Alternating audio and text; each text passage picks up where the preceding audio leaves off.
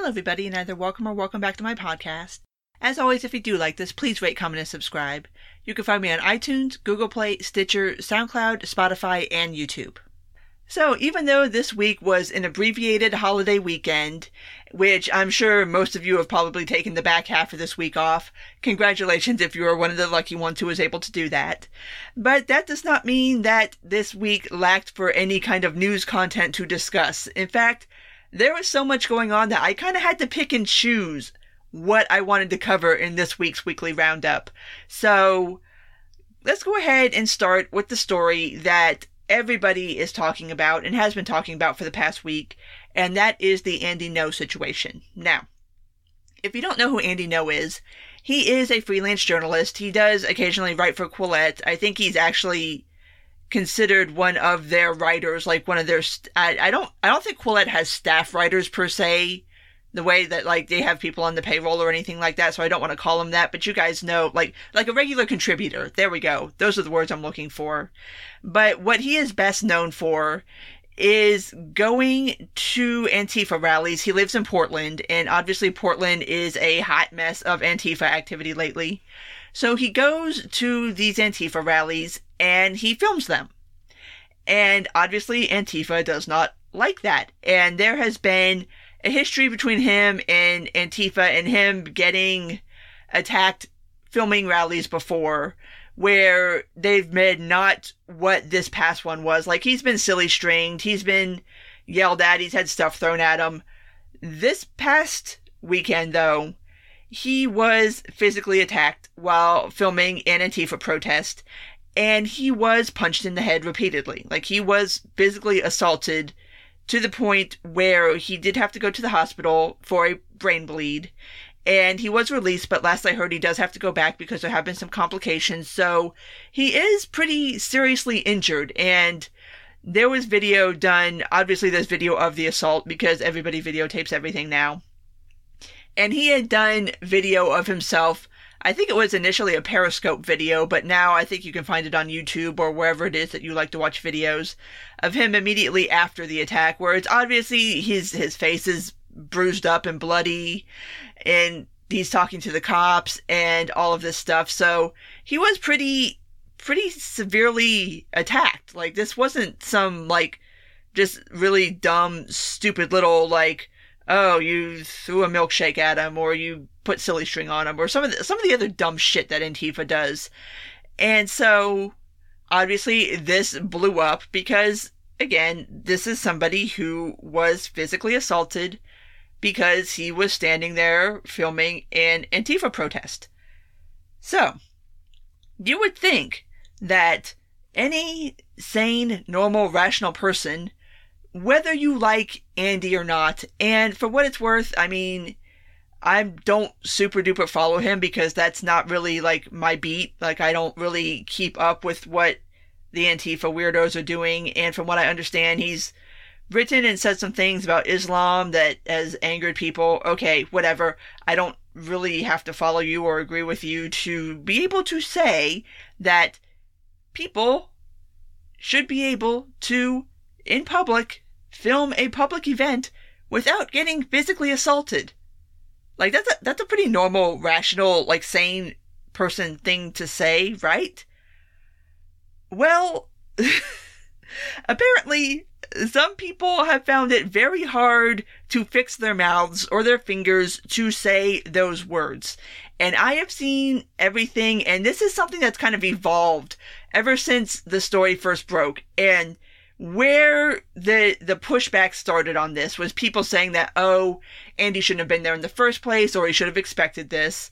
And then we crept over into Andy deserved this, into, well, Andy's not a real journalist, so I still don't even understand what the point of that is. But there has been these evolving excuses for what the Antifa protesters did.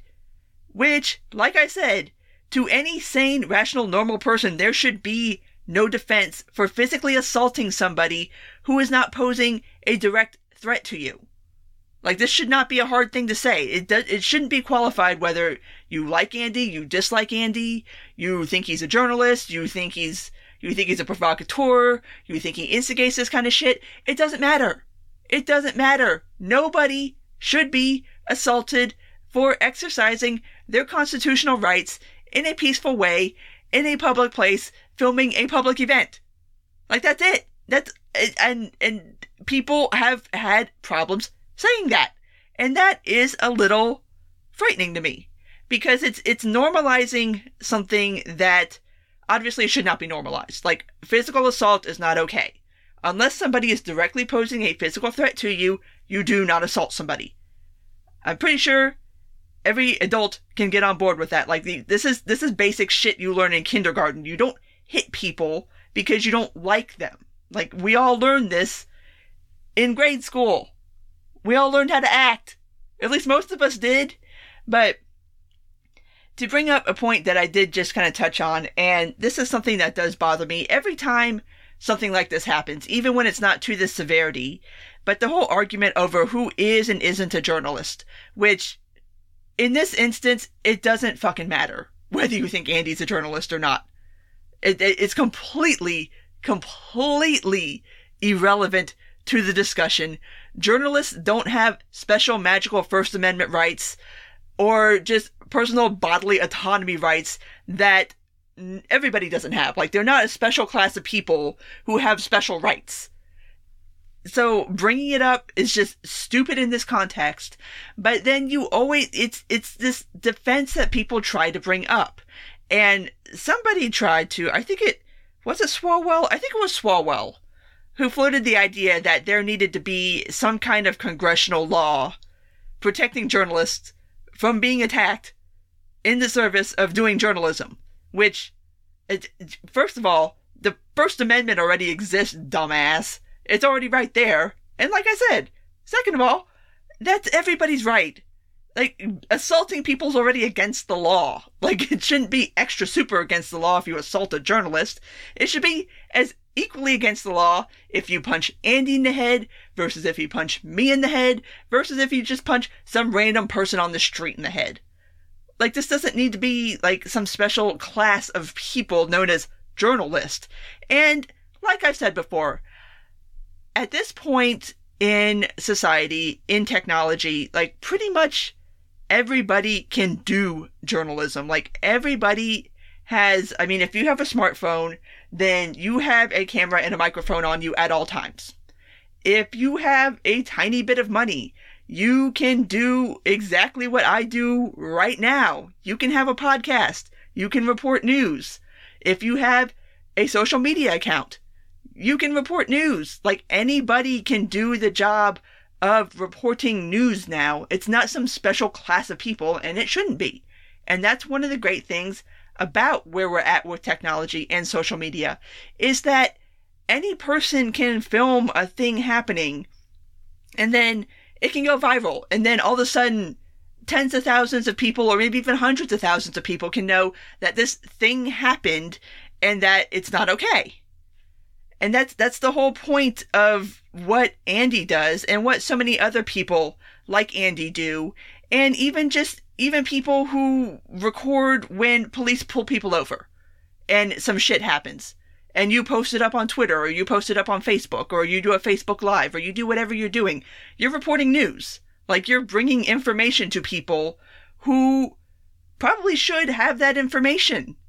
And it's not something that was able to be done before we were at where we're at now with technology. So this whole trying to define who is and isn't a journalist thing is just, it needs to stop. Like, it's so freaking stupid. Stop bringing it up. But to bring it back a little bit to where I would kind of started with this particular rant, is that it bothers me a lot that there are people who could not bring themselves to condemn this because they don't agree with what Andy does. Like, it... And I know I shouldn't be surprised. Like, I know. I spend enough time online. I spend enough time consuming media. I know this. I've said it before. But people's principles are very situational right now. And people have a definite double standard about who they will and will not support. And I saw people like blue check people and media people, and for what it's worth, I give Stelter a lot of shit. I will give him props for this because he did actually point out last Sunday on reliable sources, he did actually mention this story, and he did come out and unequivocally say that this is not okay. People should not be assaulted.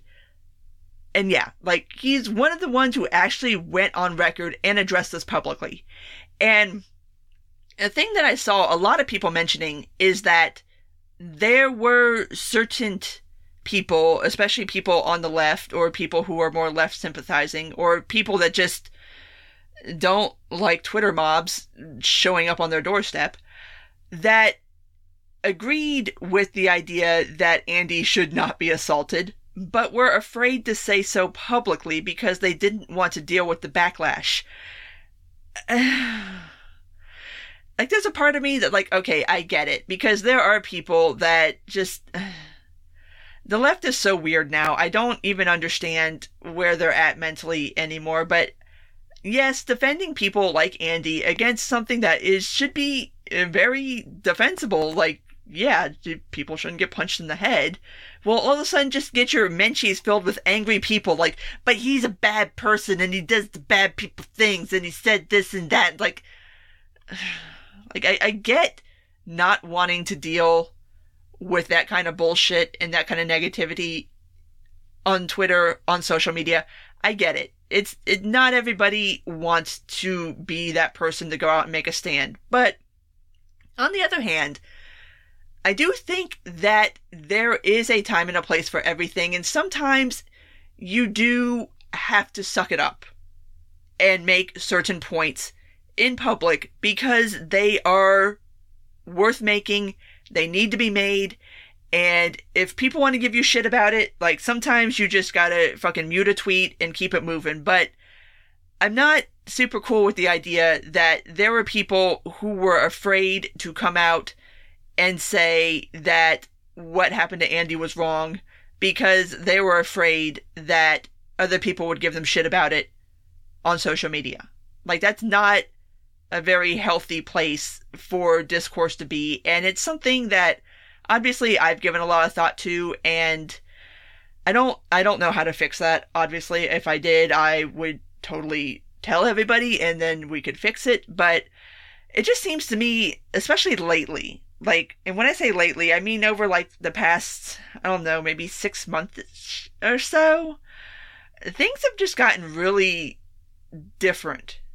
Toxic. Like, it was toxic before that, like, duh, obviously, but things have just gotten weird. Like, I don't know, maybe it's just me.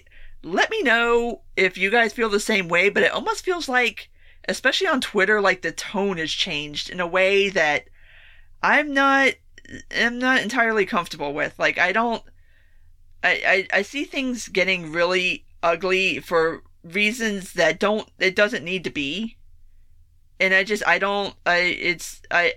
only going to get worse the closer we get to November of 2020. And yeah, mentally, that's going to be a tough one to deal with. But that's where I stand on Andy. Obviously, I wish him all the best. And another thing that actually I want to touch on before I bounce out of this, because people gave him shit for this too.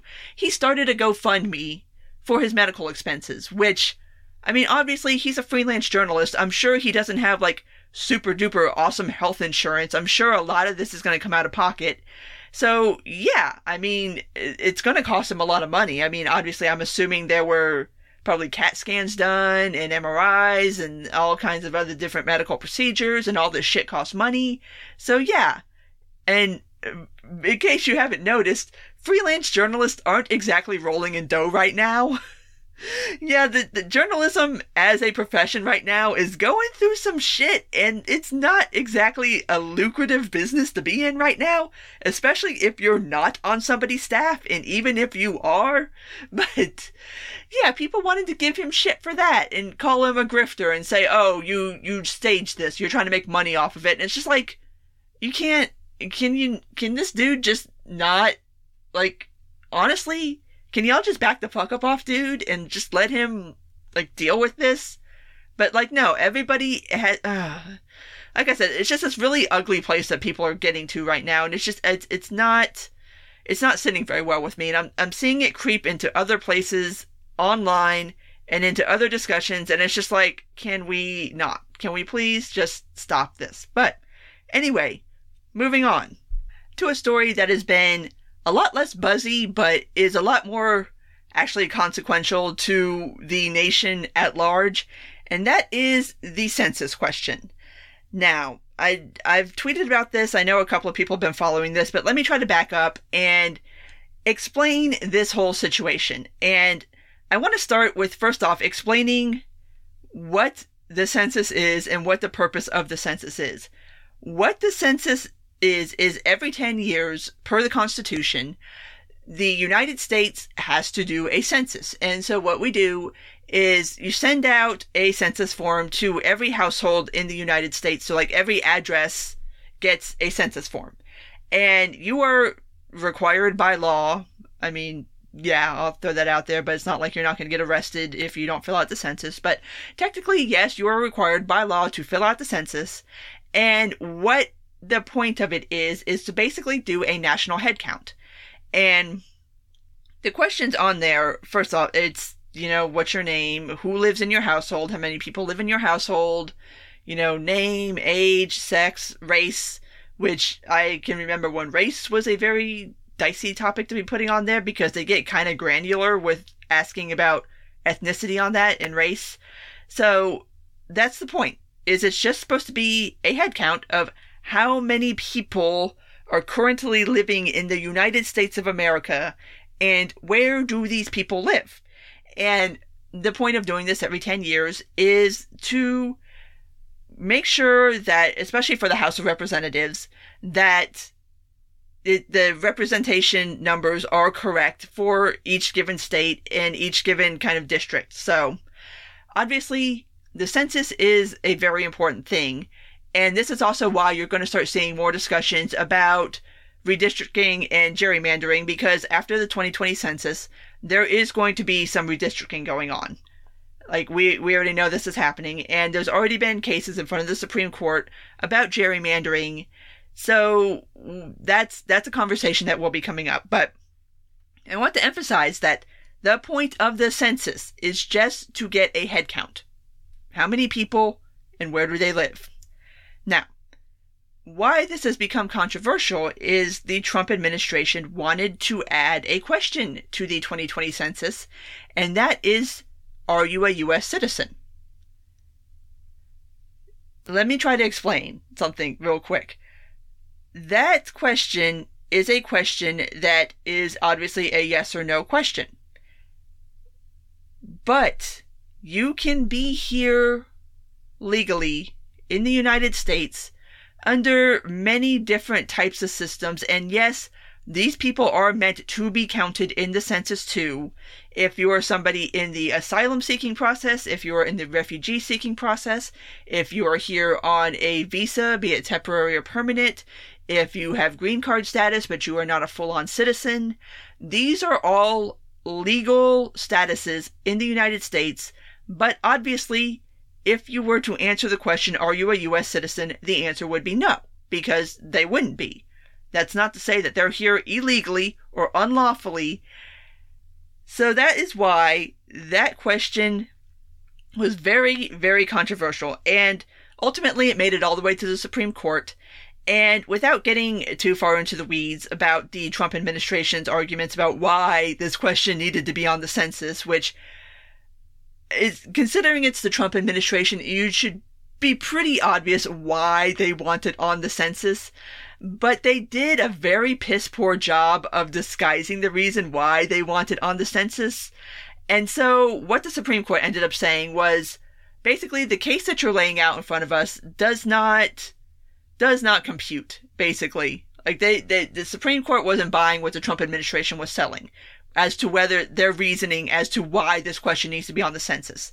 So the Supreme Court said, no, you cannot put it on the census, but if you want to try to come back again and make an argument that isn't utter and complete bullshit, we will hear you out. Now, technically speaking, the Trump administration has until October to really push this if they want to.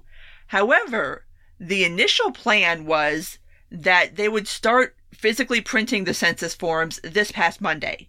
So obviously that would not be enough time to go back to SCOTUS and make an argument. So it was decided that the printing would go forth without the citizenship question on it. And everybody was on board. Everything was good. We were good. And then Trump tweeted that he still wants to pursue this. And so the Department of Justice and and Commerce Department, who is actually what oversees census, so they basically had to stop what they were doing and convene an emergency hearing to try to figure out, what the fuck are we doing? Are we doing this? Are we not doing this? Like, what's going on? And at this point, it's kind of up in the air. I don't think they have actually started printing the census forms yet. But because Trump did a tweet, now we've got to sit down and try to figure out what the hell is supposed to be going on with the census. Now, at this point, you might be asking yourself, well, why should I care whether the census has the citizenship question on it or not? Well, having that question on there, and like I pointed out, not being a U.S. citizen does not mean you are an illegal immigrant. And there has been a lot of conflation between those 2 points coming out of the Trump administration, which pretty much tells you exactly where they want to go with that question. But putting that on there is going to disincentivize certain people from filling it out and sending it back in. And the census does serve a very important function, especially, like I said, for redistricting and House of Representative kind of stuff, and also just for general demographic knowledge of how many people we have in the United States and where they live and population density and all that good stuff. It does serve an actual function, so you really want to encourage as many people to fill it out and send it back in as humanly possible. And before you say, but Jen, why should anybody care? Like, what, if you're not here illegally, why should you be afraid to say that you're not a citizen? Well, I would encourage you to take a good, hard look at where we're at right now with the immigration debate in this country. And I will go ahead and point out that obviously not the citizenship question, which actually was on the census up until 1950, and then they took it off and it has not been on the census since 1950. But the race question actually was weaponized at one point in this country because it was used to find people of Japanese American descent during World War II to round them up and put them in the internment camps. So everybody who filled out the census and did label on there that they were of Japanese descent got a knock on their door, at least if they lived in certain parts of the country, the West Coast mainly, got a knock on their door and got told that you have to come with us now. You are going to go live in this internment camp because we have deemed that you are a threat to national security. So, knowing the history of how certain questions can be weaponized and knowing how the Trump administration feels about immigration, I'm pretty sure I don't have to handhold you too much further into explaining why somebody would not be 100% cool with checking that no box for being a U.S. citizen. So it's really ugly, and for what it's worth, the Census Bureau already has a method of actually tracking citizenship, and that is through the American Community Survey. What the American Community Survey is in between full-on censuses. Like I said, they take place every 10 years. They randomly, throughout the months, just kind of send out surveys to batches of people. It's not really like a huge coordinated effort, but just batches of people in different places. And that survey does actually include a citizenship question on it. So the census does actually keep track of that in a way, but it's not, that data from the American Community Survey isn't used in an official capacity the way census data is. The American Community Survey is basically more like a statistical data sort of thing, where it's just kind of a way to keep tabs on what is and is not going on in the United States as far as like migration patterns, who lives where, income, and stuff like that, that is kind of sort of outside of the purview of the census, and is also something that you want to keep track of a little more often than every 10 years. Like, there could be massive migrations within the U.S. in the span of 10 years that you would probably kind of want to keep an eye on while they're happening, just so you can have an idea and a data set that you can work with. So there is already a function in the Census Bureau for knowing if somebody is a citizen or not.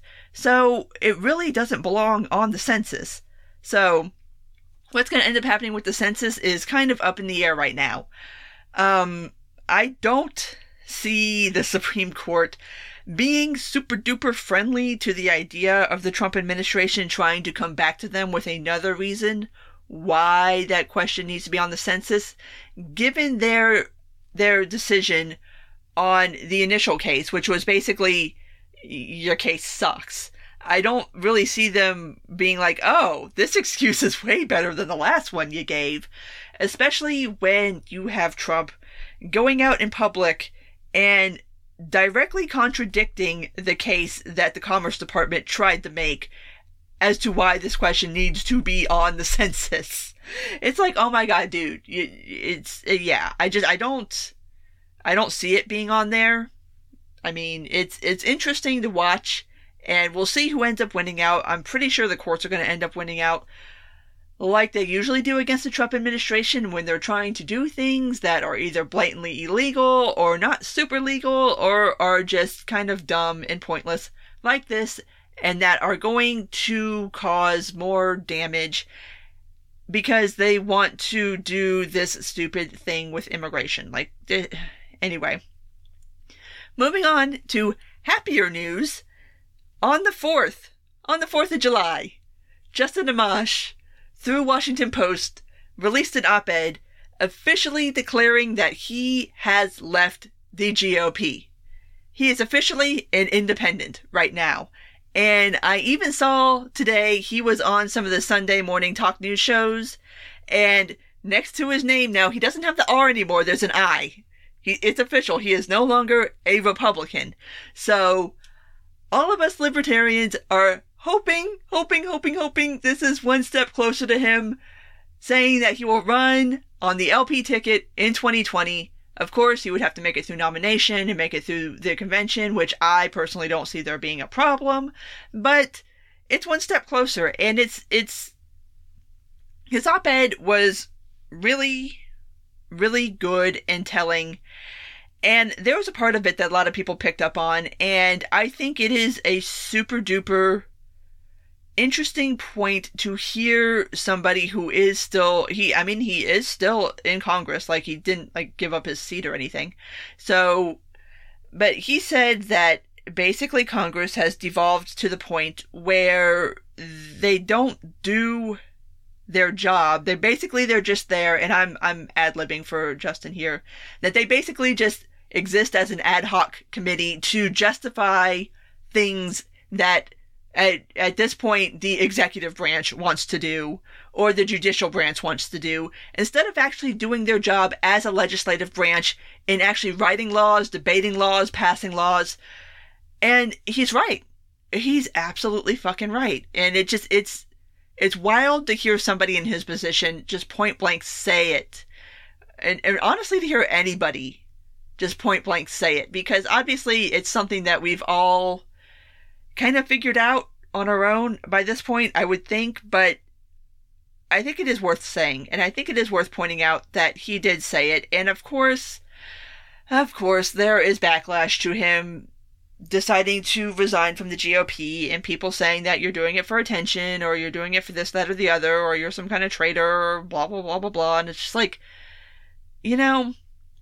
this whole Justin Amash thing, and I've talked about it in episodes past, it really shows how hard it is to be an elected official and actually stand on some level of principles that are your own principles and not having to just root for your team or your person or your group of people, and to take a contrarian position from your tribe. And I mean, ultimately, I mean, what's going to end up happening with him election-wise, I don't know. It seems like he is still planning on running to keep his seat as an independent.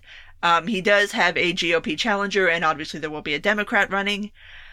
Whether he does that, whether he jumps over to the LP, whether he takes another path entirely, it kind of sucks that it had to come to this, though. I mean, I'm happy. I'm happy he's left the GOP. I'm happy. I mean, I'm not happy with how it went down for him. I mean, I think it's really shitty what happened to him, to be completely honest.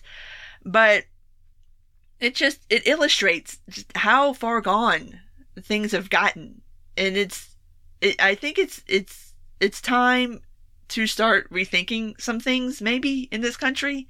Because, like I said, he's right. Like, Congress has completely failed to do their job, and it's not just a Trump thing. Like, this goes back decades. It's just now reaching this point where it's so blatantly obvious that it's like you can't not say it at this point. So, what happens with Justin now, I don't know, but I'm happy that he is finally free of the GOP, and he is at least wearing the I for right now. Hopefully one day he will wear the L for us libertarians. Hopefully, maybe. But even if he doesn't, I still support him in whatever path he decides to go down. Because, I mean, yeah, it's nice to see somebody actually stand on principle and not just throw all that shit in the trash just because of Trump or because your party's in power or just whatever. And there's so many people that have done it, and it's kind of heartbreaking in a way, but at least there's one person still out there willing to stand on principle. But the last thing I want to cover before I leave off on this episode is the second quarter fundraising numbers are coming out for our Democratic clown car and also for Trump and the RNC. Now, not everybody has released their quarter two numbers yet, but of the people that have, there are some very big surprises. Our big winner for Q2, Mayor Pete Buttigieg raised $24.8 million in the second quarter of 2019, which is pretty damn astonishing given that in quarter one, nobody knew who the hell Mayor Pete was. And now everybody knows. And now at this point, he is the front runner for quarter two Democratic fundraising numbers. That's pretty astounding. And it kind of says something about the field and where it's at. And it's very interesting. I'm very, very fascinated to see some of the Q3 numbers for some of these people. Because, okay, number one, we got Buttigieg.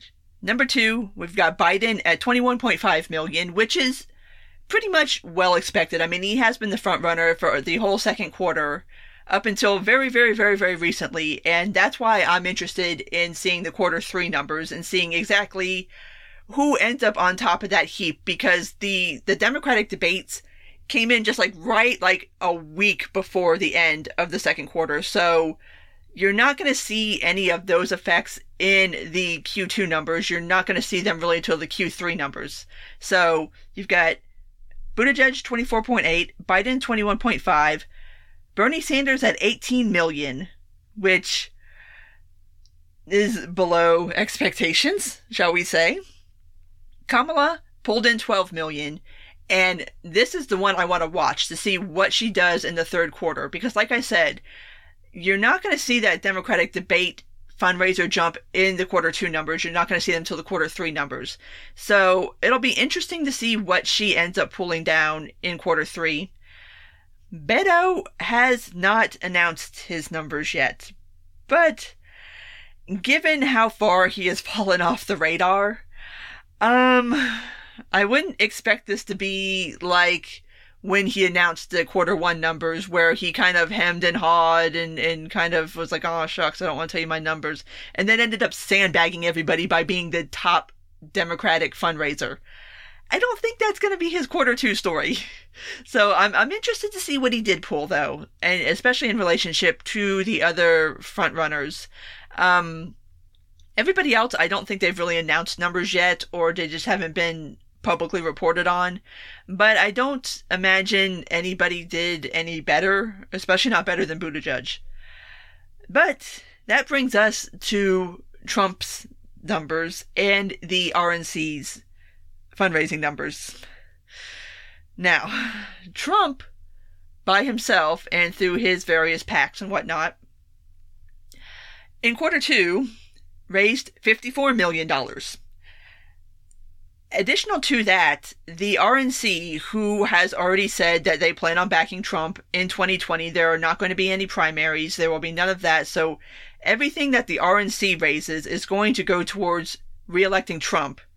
The RNC raised an additional $51 million. So, between Trump and the RNC, in quarter two, they raised over $100 million. That's a shit ton of money to raise in one quarter, especially when it is the second quarter of 2019. Like, we're not talking the second quarter of 2020. We're talking the second quarter of 2019. And I point this out because even with the kind of numbers that some of the Democratic field are doing, this is going to be so hard to beat Trump on the numbers. Like, this is going to be, if he's pulling these kind of numbers now, nobody's going to be able to touch their fundraising. This dude is going to have so much fucking money. Like, they're going to top over $1 billion. They're going to top over $1 billion in fundraising for 2020 for Trump. That's not even to count what the hell Democrats are going to end up at. That's a juggernaut. And money matters. Like, fundraising matters, money matters, these numbers matter. There's a reason why everybody is so hopped up about them, and that's because the more money you have, the more money you can spend. I don't see how anybody is going to be able to outspend Trump. Plus, he is the incumbent president. Plus, he has his own platform to do what the fuck ever through Twitter and just through, I mean, he holds rallies at will. Like, he had his stupid, dumb 4th of July parade, which really turned out to just be like another campaign speech, to be completely honest. And so I don't know how you take that on and get around those numbers. Like, that's just such an insane discrepancy between numbers that, whew, it's gonna be tough to beat. Like, I really just, I don't know. The only way I can see Democrats really getting in this and standing a chance is people have to start dropping out. I mean, like I said when I was talking about the debates, I don't see it happening between now and the next debate, but eventually people are going to start dropping out, and that's what's going to happen in order to be able to even remotely compete with Trump on a fundraising numbers basis. Like, the field has to get thinned out, and the DNC is doing everything they can to make that happen, although the DNC is in the weeds on fundraising. Like, I don't even know what the DNC is doing right now. Like, I think they've managed to screw this up the way the RNC managed to screw up 2015 and 2016. But anyway, we shall see what comes of that, especially after the second debates. We'll see who sticks around after the debates at the end of this month. So that's a to be determined. And like I said, I'm very, very interested in seeing the quarter three numbers. So at this point, I'm going to go ahead and wrap this up. If you did make it this far, as always, thank you. And if you do like this, please rate, comment, and subscribe. You can find me on iTunes, Google Play, Stitcher, SoundCloud, Spotify, and YouTube. Take care, and until next time.